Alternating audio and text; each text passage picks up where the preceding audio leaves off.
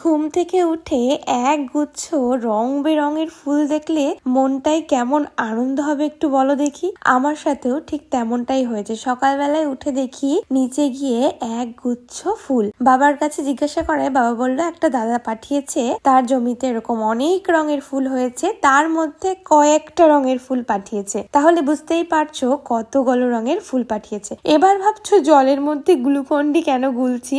আসলে এই ফুলগুলো যদি অনেক দিন রাখতে হয় তাহলে জলের মধ্যে যদি একটু গ্লুকন্ডি গুলিয়ে রাখা যায়, তার মধ্যে ফুলটা রাখলে অনেক দিন বেশি থাকে। এমনিতেই এই ফুল শীতকালে অনেক দিন থাকে, যদিও এখন শীত অনেকটাই কমে এসেছে, তবুও তারপরে যদি একটু গ্লুকন্ডি মেশানো থাকে জলে তাহলে অনেক দিন থাকে ফুলটা। তাই আর কি এক এক করে সব ফুল আমি সুন্দর করে এক সাইজ করে কেটে সাজিয়ে রাখছিলাম। আর ভাবছো আমাদের বাড়ি কি ফুলদানি নেই? হ্যাঁ সত্যিই গো নেই। আমাদের বাড়িতে ফুলদানি না থাকার কারণে আমি একটা পুরনো বোতল কেটে সেটার মধ্যে জল দিয়ে ফুলগুলো সাজিয়েছি। তো আমার মোটামুটি ফুলগুলো সাজানো হয়ে গেছে। এবার জায়গাটা পরিষ্কার করে ফুলগুলো রাখার পালা। এই ফুলগুলো রাখাতে ব্যালকনিটার এত সৌন্দর্য বেড়েছে যে মনে হচ্ছে সারাক্ষণ আমি এখানেই বসে থাকি। তো ভীষণ ভাল লাগছিল ব্যালকনিটা দেখতে। তো তোমাদের কেমন লাগলো ভিডিওটা জানিও। তো আজকের মতো আসি, দেখা হচ্ছে নেক্সট ভিডিওতেই।